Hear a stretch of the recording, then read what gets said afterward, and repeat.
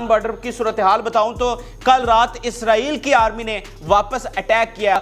Airport है और फिर जो हलब का एयरपोर्ट है, इन दोनों को स्ट्राइक की गई। दोनों एयरपोर्ट अब नकारा हो चुके हैं। इसराइल ने लेबनान बॉर्डर से फौरी तौर पर जो सेटलमेंट्स हैं, जो शहरी उनके आबाद है लेबनान बॉर्डर पर, उनको फौरी तौर पर निकाल लिया है। ये बड़ा गुंजान आबाद बॉर्डर है जिसके दोनों तरफ बिल्कुल साथ साथ आबादियां। बयान सामने आए, उन्होंने कहा जी हम इस वक्त शदीद खौफ में हैं क्योंकि हिजबुल्लाह उनसे सिर्फ 100 मीटर के फासले पर है।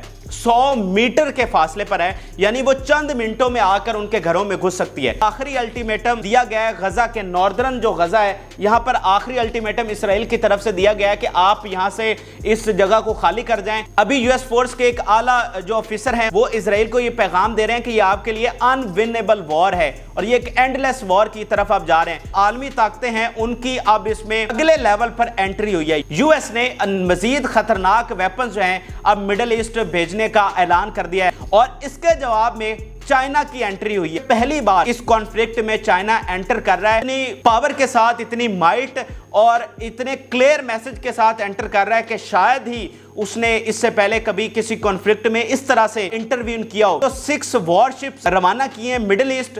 ये ओमान में भी ये तैनात होंगे, फिर जो मेडिटेरियन सी है या ऊपर जो मुख्तलिफ एरियाज हैं, यानी पूरे मिडिल ईस्ट में ये इनको तैनात किया जाएगा। प्यूटन ने कहा है कि we are ready to cooperate with Islamic world. इससे पहले जब मेडिटेरियन सी में बेड़े भेजे गए थे यूएस की जानिब से, तो ब्लैक सी में प्यूटन ने अपने जहाज डिप्लॉय किए थे। क्रीमिया में इस बेस को इस्तेमाल करते हैं और ब्लैक सी में वो पेट्रोल करते हैं और ब्लैक सी से उनके जो बैलिस्टिक मिसाइल हैं मेडिटेरियन सी में या इजराइल को यहां पर हिट करने की मुकम्मल सलाहियत रखते हैं। अर्दोगान की तरफ से बयान आया है, उन्होंने कहा है कि इनफ इज इनफ, मैं 24 घंटे का आखिरी अल्टीमेटम दे रहा हूं और अगर गजा पर मजालिम बंद ना किए गए तो फिर तुर्की जो है वो इंटरवीन करेगा। नाज़रीन, जंग अब अगले मरहले में दाखिल हो चुकी है। पिछले 24 घंटे में पहली बार कई एयरपोर्ट्स तबाह हो गए हैं और रूस के बाद चीन की एंट्री ने इस जंग का पासा पलट दिया है और अब ऐसे हालात पैदा होते हुए नजर आ रहे हैं कि जिसमें फलस्तीन की एक आज़ाद रियासत का क़याम अमल में आता हुआ नजर आ रहा है। और इसके साथ साथ तैयब एर्दोगान जो कि नरम लहजा इख्तियार किए हुए थे, अब उन्होंने भी आखिरी अल्टीमेटम जारी कर दिया है। इस वक्त मिडल ईस्ट तेजी के साथ खतरनाक इलाकाई जंग की तरफ बढ़ रहा है। इस वक्त ताज़ा तरीन सूरत हाल क्या है, पिछले 24 घंटों में कौन सी बड़ी डेवलपमेंट्स हो चुकी हैं और लेबनान बॉर्डर पर किस तरह एक खतरनाक जंग किसी भी वक्त छिड़ सकती है, ये सारी तफसीलात आपके साथ शेयर करेंगे। नाज़रीन, जंग जो है वो कोई बटन नहीं होता कि जिसको आप प्रेस करें और जंग शुरू हो जाए। जंग हमेशा बड़ी जंग से पहले ऐसे छोटे छोटे वाक़यात होते हैं जो कि बाद में एस्केलेशन की तरफ यानी एक बड़ी फैलाव की तरफ जाते हैं। और ये सारी चीज़ें इस वक्त मिडल ईस्ट में हो रही हैं और कल रात जो जंग एक अगले मरहले में दाखिल हुई है, एस्केलेशन अगले मरहले में दाखिल हुई है, वो है लेबनान बॉर्डर पर हिजबुल्लाह और इसराइली फोर्सेस के दरमियान झड़पें। कल रात अगर मैं आपको लेबनान बॉर्डर की सूरत हाल बताऊं तो कल रात इसराइल की आर्मी ने वापस अटैक किया।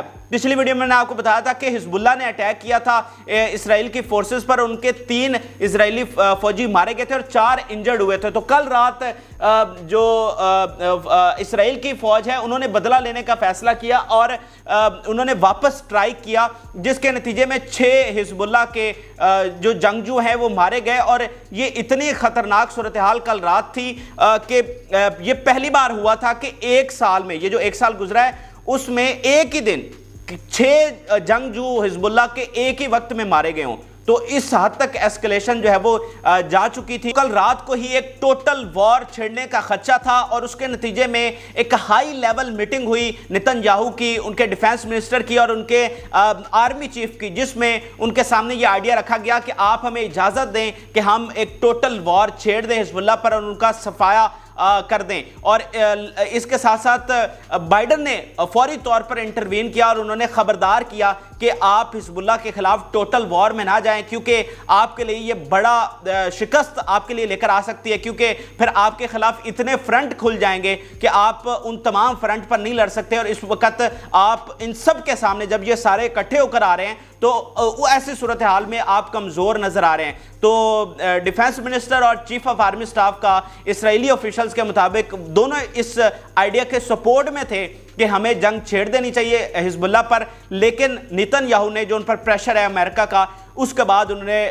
واپس ٹوٹل وار سے پیچھے ہٹے, لیکن انہوں نے کہا جی جو جھڑپیں ہو رہی ہیں ان کا جواب ہم دیں گے. اور اس کے نتیجے میں اسرائیل نے پہلی بار, یہ پچھلے 12 دنوں سے جو کانفلکٹ چھڑا ہے, پہلی بار بڑے لیول پر جا کر اٹیکس کیے ہیں, اور سیریا میں انہوں نے جا کر اٹیکس کیے ہیں. سیریا کا جو دمشق کا ایئرپورٹ ہے اور پھر جو حلب کا ایئرپورٹ ہے, ان دونوں کو وہاں پر سٹرائک کی گئی ہیں, ایئر سٹرائک. اور اس کے نتیجے میں جو سیرین یعنی شامی آفیشلز ہیں ان کے مطابق یہ دونوں ایئرپورٹ اب ناکارہ ہو چکے ہیں. ان کے رن وے پر حملہ کیا گیا اور دونوں کے رن وے جو ہیں وہ اڑا دیے گئے ہیں, اور اب یہ دونوں ایئرپورٹ اس وقت ناکارہ ہیں. اور اس کے جواب میں آج صبح حزب اللہ نے واپس اٹیک کیا اور العباد میں جو ان کی بیس ہے وہاں پر اٹیک کیا گیا ہے. اور اب اسرائیل نے لبنان بارڈر سے فوری طور پر جو سیٹلمنٹس ہیں, جو شہری ان کے آباد ہیں لبنان بارڈر پر, ان کو فوری طور پر نکال لیا ہے. اب میں آپ کو اگر یہ تھوڑی سی فوٹیجز آپ کو تصاویر دکھانا چاہتا ہوں لبنان